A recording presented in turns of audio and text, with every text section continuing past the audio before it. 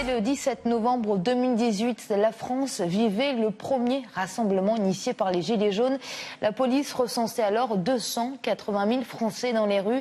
Des manifestants qui dénonçaient la hausse du prix du carburant et plus généralement la cherté de la vie. Le mouvement a perduré tous les samedis dans le pays avant de s'essouffler lors des restrictions Covid.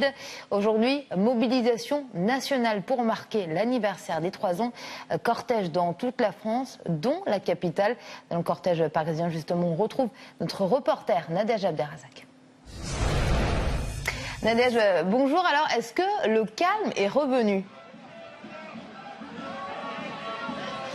Absolument pas, Amira. Situation toujours aussi tendue que depuis le départ de cette manifestation, depuis le boulevard de Bercy. Vous le voyez derrière nous, des agents de la BRAV, de la brigade de répression de l'action violente viennent tout juste d'arriver pour apporter du soutien à leurs collègues CRS et gendarmes qui visiblement ont eu un peu de mal à assurer le maintien depuis le début de cette manifestation. Alors ces forces de l'ordre sont en train répondent systématiquement par des tirs de gaz lacrymogène aux projectiles qu'ils reçoivent. On a du mobilier urbain, des poubelles qui sont en train d'être retournées, incendiées, dégradées également. Donc situation extrêmement tendue.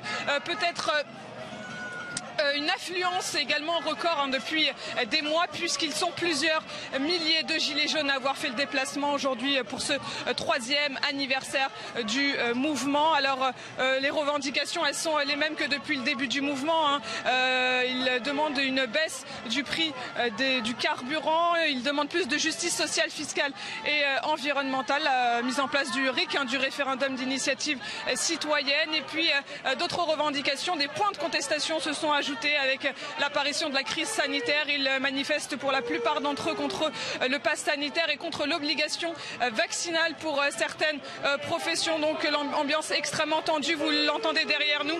Ces agents de la BRAV, de la brigade de répression de l'action violente se font huer, siffler et insulter par certains manifestants. Des agents de la BRAV qui pour l'instant ne répliquent pas, restent en retrait. Donc le parcours continue son avancée cet après-midi dans les rues de Paris, mais on sent que la tension est extrêmement palpable, avec des gilets jaunes qui continuent de scander des slogans hostiles à la police, vous l'entendez. Et puis des slogans également hostiles au gouvernement de Jean Castex, hostiles également à Emmanuel Macron et à sa politique. Voilà ce que l'on peut dire pour l'instant sur cette manifestation consacrée au 3e anniversaire des Gilets jaunes.